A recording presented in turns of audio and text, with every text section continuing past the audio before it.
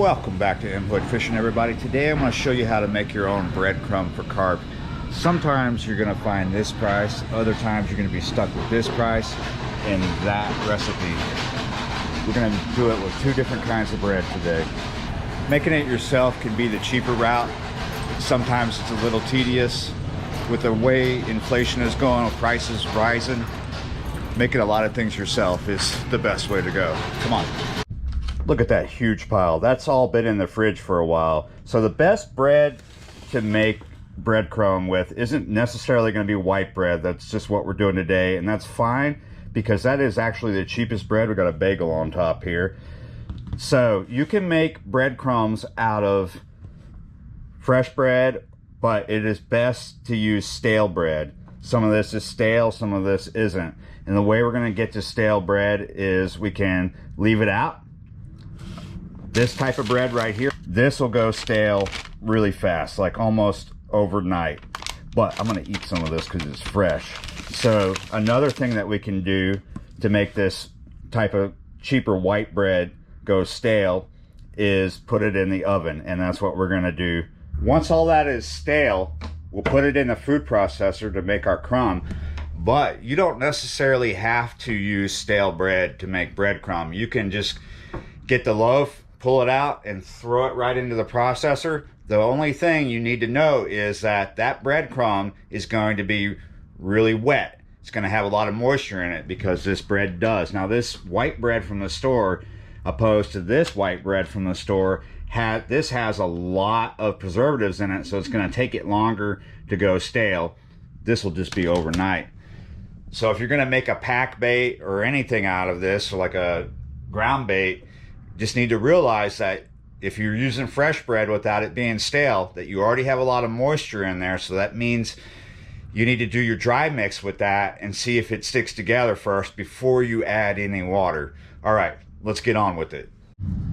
The loaf that I bought from the deli, I've gone ahead and sliced it up into small pieces to help it go stale faster. Sometimes if you leave this out for a really long time, it'll get so hard that you can just take your hand and crush it up like that into really fine powder almost, with some bigger pieces in it. Of course, you already know that I have a food processor here to make my breadcrumb, but you don't need it always. You can either do it with your hand like I showed, or you can get one of these cheese graters and use either this side or this side to make breadcrumb. This is the main pile I need to process this afternoon. Some of this is stale enough to where I can just put it in a food processor and make a fine powder out of it, but this stuff down here is not. I'm gonna put it in the oven at 175 because I'm not trying to make toast, I'm just trying to dry the bread out. And there we go, an oven full of sliced bread. Each rack is just absolutely packed with this bread. This bread is kind of stale, still full of a lot of moisture. I've never dried out bread like this before. I think 175 seems like a fair temp. 20 minutes might be a good assessment, but really it's anybody's guess at this point. I'm just going to have to keep an eye on it.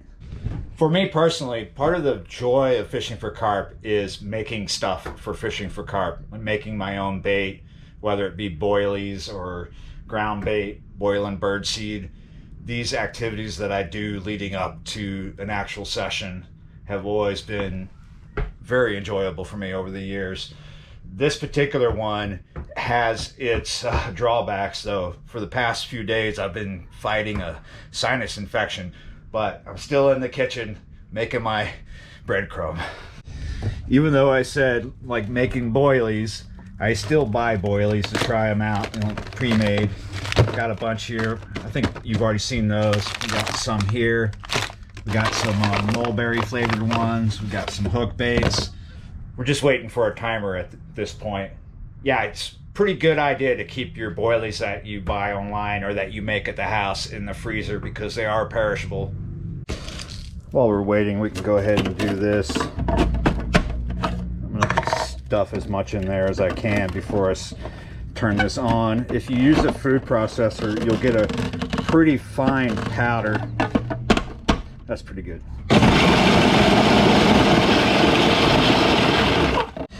forgot to put that bowl there.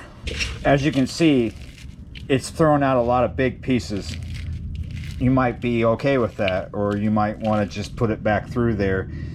In my case, it's not that big of a deal. I kind of like the fine powder. It's going to be a mix of a fine powder like this and chunks, unless I go back through. I've already ran this through the food processor twice.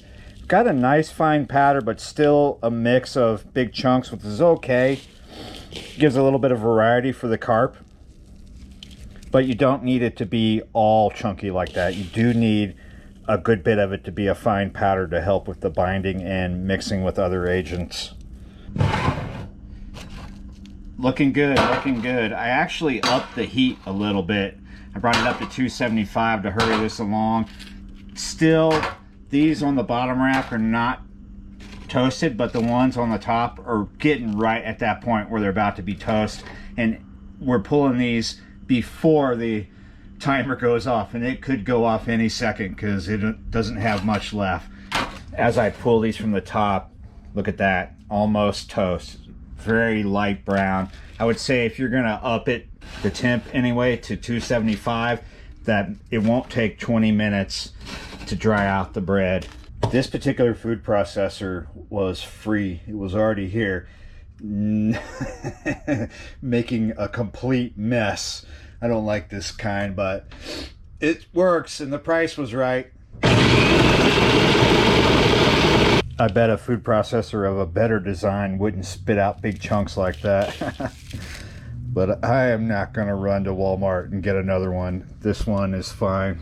Like I said, I didn't buy it, so yay. All done. 2 heavy bags of breadcrumb.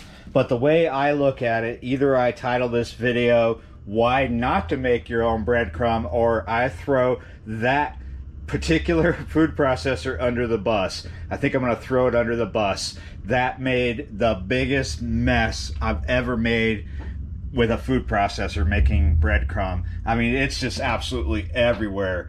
I used to have a breadcrumb, blah, blah, blah. I used to have a food processor when I lived on the other side of the river that did not make that mess because it did not have that. So maybe we'll throw that under the bus and get a better one for next time. But I did have fun, and now I got to clean up the kitchen. So there you go. Thanks for watching, guys, and subscribing, and I'll see you next time.